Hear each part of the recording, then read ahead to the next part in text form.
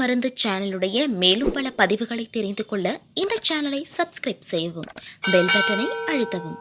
மேலும் மருத்துவரின் ஆலோசனை பெற இந்த வீடியோவில் உள்ள எண்ணிற்கு தொடர்பு கொள்ளவும். இயற்கை மருந்து நேயர்களுக்கு வணக்கம். நான் உங்கள் அன்பு சோனாரிதாஸ்.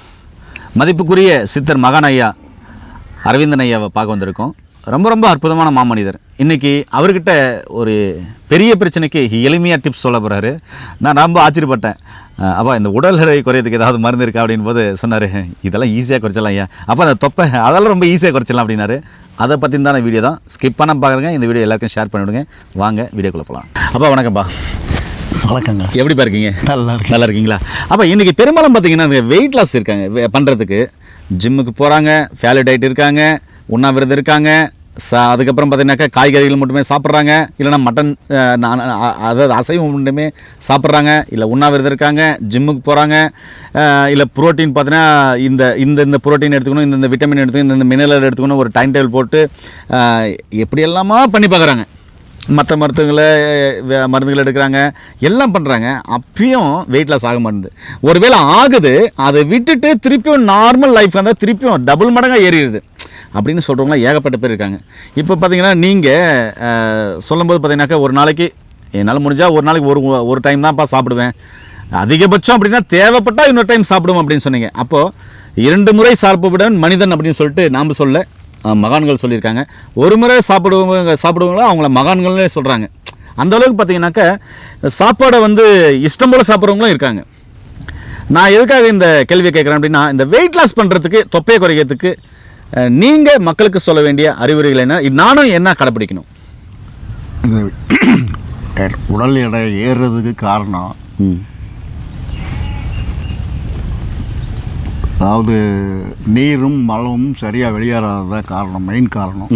இப்போ இதை 2ஐயும் கரெக்ட் பண்ணணும். முதல்ல இதை 2ஐயும் கரெக்ட் பண்ணும்போது உடம்புல உஷ்ணத்தை கூட்டணும். உஷ்ணத்தை கூட்டுறதுக்கு அதை முதல்ல சொன்ன மருந்து தான் ஜீரகம், சதக்குப்பை, சோம்பு. இந்த 3ஐயும் பவுடர் பண்ணிக்கோங்க.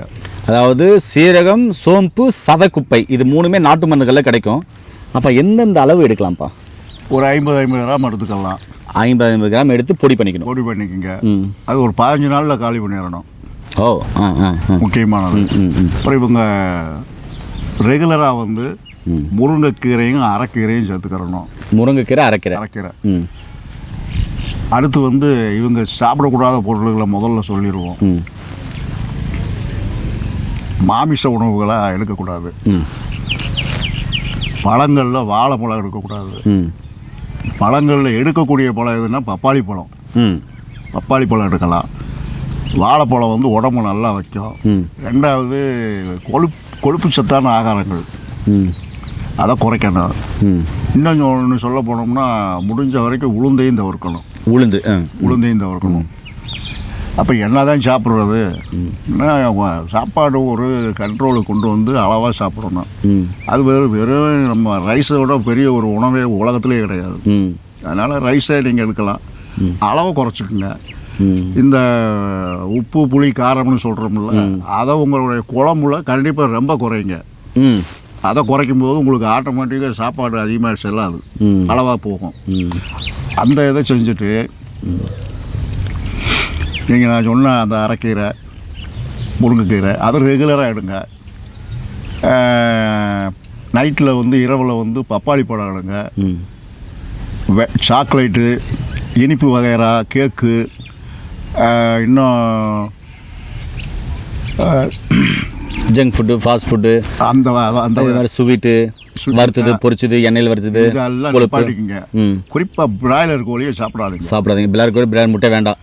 ஆமாம், அது நல்லா உடம்பு வைக்கும்.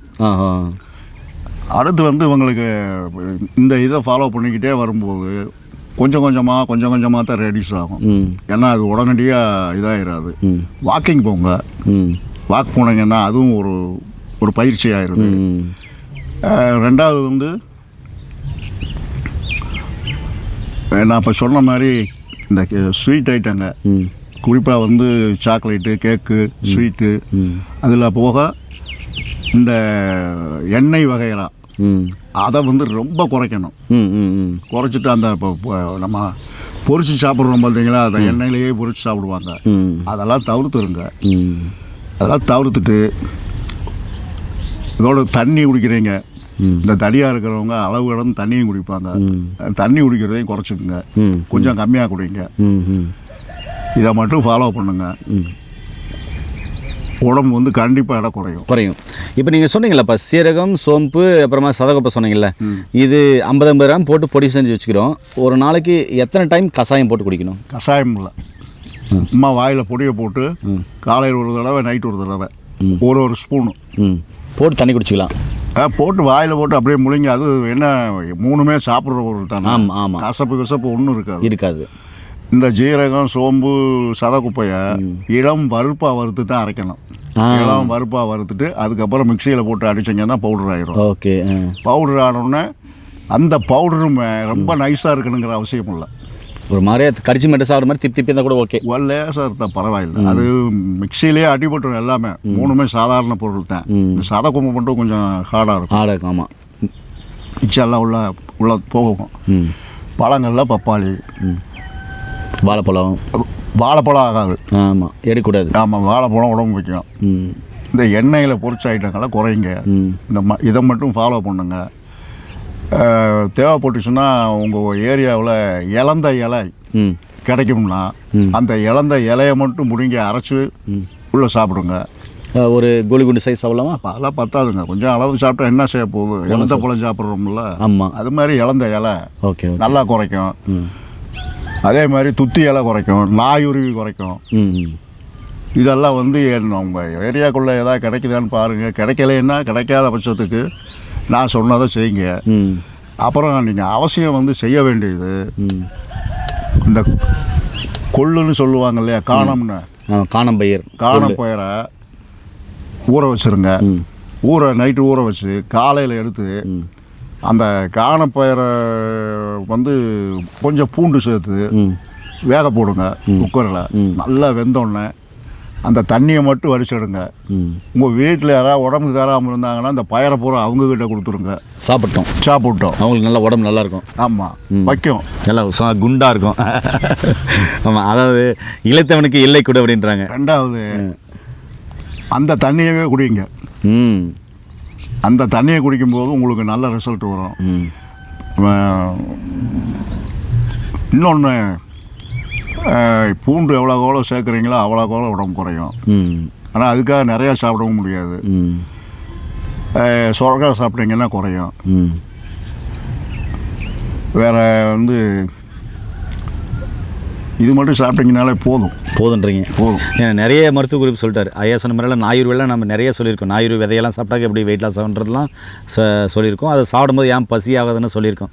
இப்போ அப்பா சொன்னதே போதுமானது. ஏன்னா வெயிட் லாஸ் பண்ணுறவங்களுக்கு கண்டிப்பாக உங்களுடைய உணவியல் முறை, வாழ்வியல் முறை, சரிவிகித உணவு, 6 சுவை உள்ள உணவுகள். பசி எடுக்கும்போது சாப்பிடுங்க, தாகம் எடுக்கும்போது தண்ணி குடிங்க. சரிங்களா? உங்கள் உழைப்புக்கு ஏற்ற உணவையும் இல்லைன்னா உணவுக்கேற்ற உழைப்பையும் நீங்கள் செயல்படுத்தினாவே போதும். அப்போ சொன்ன மாதிரி வாக்கிங் இதெல்லாம் எடுத்துகிட்டு வந்தீங்கன்னாவே போதுமானது. இன்னும் எனக்கு வெயிட் லாஸ் பண்ணணும், நான் மருந்தாக சாப்பிடுவேன், வேலை செய்கிறது அப்படின்னாலாம் சொன்னீங்கன்னா கீழே போகிற நம்பருக்கு கால் பண்ணிங்கன்னா படித்த பட்டதாரி மருத்துவர் மூலமாக ஐயா கொடுக்குற ஆலோசனைகளும், நாடி பிடிச்சி பார்க்காம எந்த நோயும் அதாவது நோயால் யார் வந்தாலும் நாடி பிடிச்சி பார்க்காம மருந்துகள் கொடுக்குறதில்ல. படித்த பட்டதாரி மருத்துவர்கள் மூலமாக கொடுத்தாலும் சரி, நாடி பிடிச்சி பார்ப்பார். உங்களுக்கு என்னென்ன நோய் இருக்குது, ஏன் வந்துச்சு, எதனால் வந்துச்சுன்னு கண்டுபிடிச்சி உங்களுக்கு வாதமாக, பித்தமாக, சிலோத்தமாக, எந்த நாடியில் எந்த பிரச்சனை இருக்குது அப்படின்றத பார்த்து அதுக்கப்புறம் தான் உங்களுக்கு ட்ரீட்மெண்ட்டுமே கொடுப்பாரே தவிர எடுத்த உடனே ட்ரீட்மெண்ட் 100% கொடுக்குறதில்ல. அதே மாதிரி கிளாஸ் பார்த்தீங்கன்னாக்கா இது மாதிரி மருத்துவ கிளாஸ் நிறைய போடுறாரு. கீழே போகிற நம்பருக்கு கால் பண்ணிவிட்டு மருத்துவ கிளாஸுக்கு வந்து சேர்ந்துக்கோங்க. மீண்டும் இன்னொரு அருமையான பதிவில் உங்களை அன்பு சந்திக்கும் வரை உங்களுக்கு விடைபெறுவது உங்கள் குடும்பத்தில் ஒருவனாக உங்கள் அன்பு சோனா ஹரிதாஸ். நன்றி, வணக்கம்ப்பா.